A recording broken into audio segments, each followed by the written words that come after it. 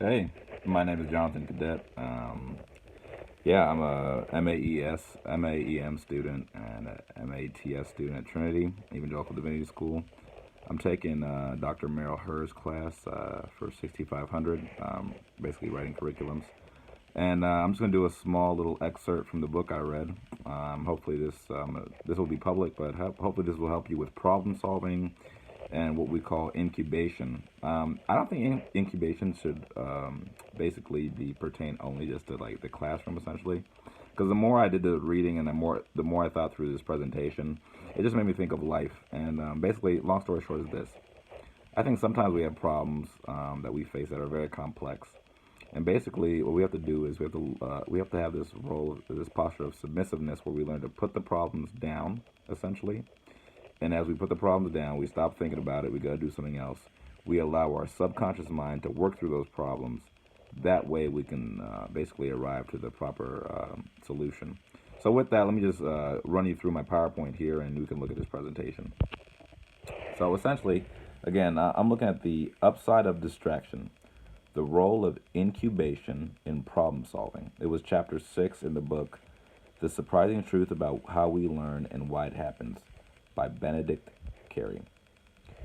Basically, the beginning of this chapter starts off with this man who's giving a presentation.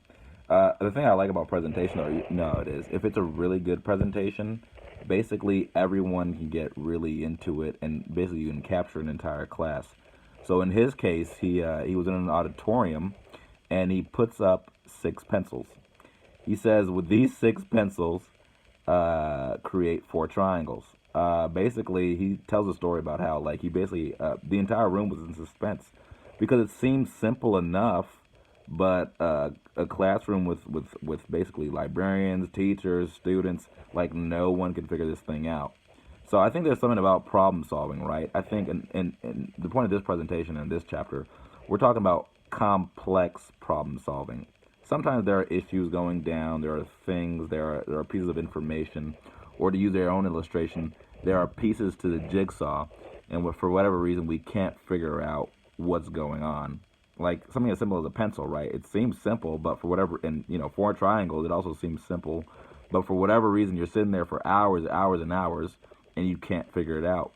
Basically, we're going to explore basically how you solve these very complex problems through a little process we oftentimes forget called incubation. Basically, when it comes to creative problem solving, whatever the problems are, and again, I like how the book said as well, is not just in the academic sense of things. We want to think through problem solving through life.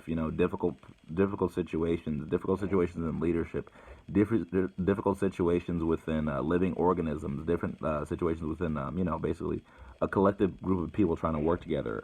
We have to, first of all, we have to concentrate. We have to remove all the distractions. We have to then think, and then basically, as if we do those three things well, that's in point of fact how we solve problems. It seems simple, but the psychologist broke it down even further. So basically, in the mind, this is what's happening when we're problem solving. To put it more clearly, sometimes we get to a problem and we just get stuck, right? Or sometimes we're dealing with a situation or we're trying to understand a really, really complex issue. And for whatever reason, our mind just quit. We just throw in the towel and we just can't figure it out.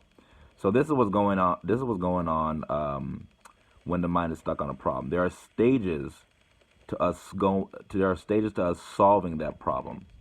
So basically, when we get the critical insight, the way that we get the critical insight is by number one, we have to go through what we call preparation.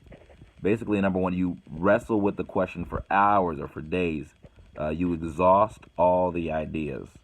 Again, most of the times as an academic, we're working through issues where we have a time limit, we're in an exam, or we have a deadline. So the day part or even hours part may seem foreign to us, but in my closing illustration, I'll explain this further.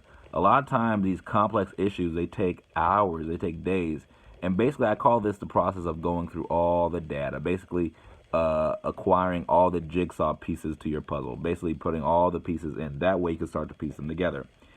This is where incubation is special. This is where it's a little different. Incubation is putting the problem aside, not thinking about the problem. So basically, you spend days or hours working through the problem, and what you do with yourself is you consciously tell yourself to stop working on the problem. Then all of a sudden, when you walk away from the problem, then you have the third one, illumination, the aha moment, where you begin to understand the problem and basically find the critical insight you were always missing. And then, of course, the only way that you know that you've properly had the right kind of illumination is by number 4, verification, making sure the said problems really do work out the way you basically piece it together. So those 4 steps right there are how we basically go through basically understanding a really hard problem.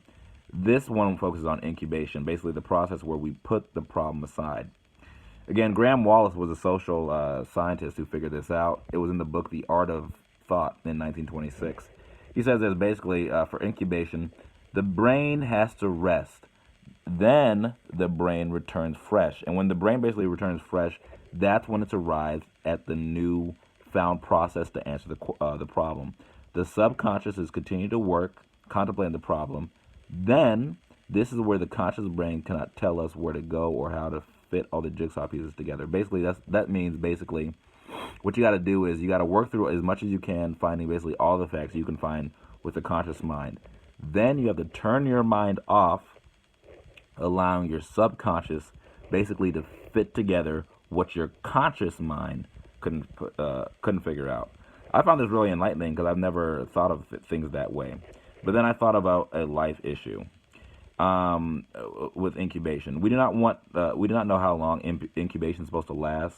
Again, basically, when you're trying to get yourself to incubate, you can walk away, you can read, you can nap, you can work on a completely different subject.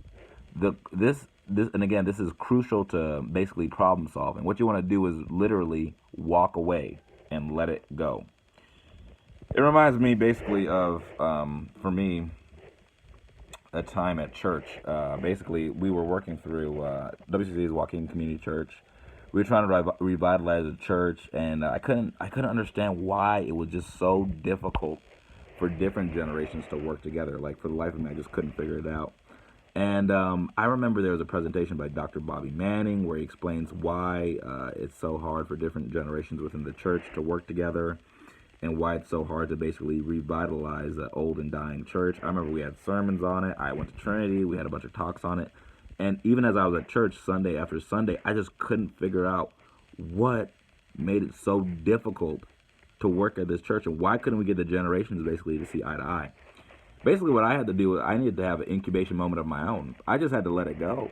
Because, I mean, again, when you're working in this church, you're there day in, day out. So basically, I had to have an incubation process where I just walked away and basically kind of like let go and let God, so to speak. And after I let it go, I stopped thinking about it. I stopped fussing about it.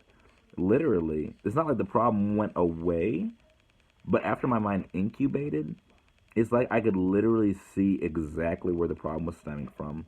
I remembered all these lectures I had. I remember all these sermons, all these random comments I got in the hallways at church. And then, boom, after incubation, I was able to start problem solving effectively in the church I did ministry in. So I think incubation for me, I don't think it has so much to do with just academics and these difficult problems, but at least it points towards us. Basically, we have to let go and allow our subconscious mind to sort through issues that our conscious mind was probably trying to push through. Hopefully this video helps you out as you're problem solving and as you work through your academics. Thanks for joining me.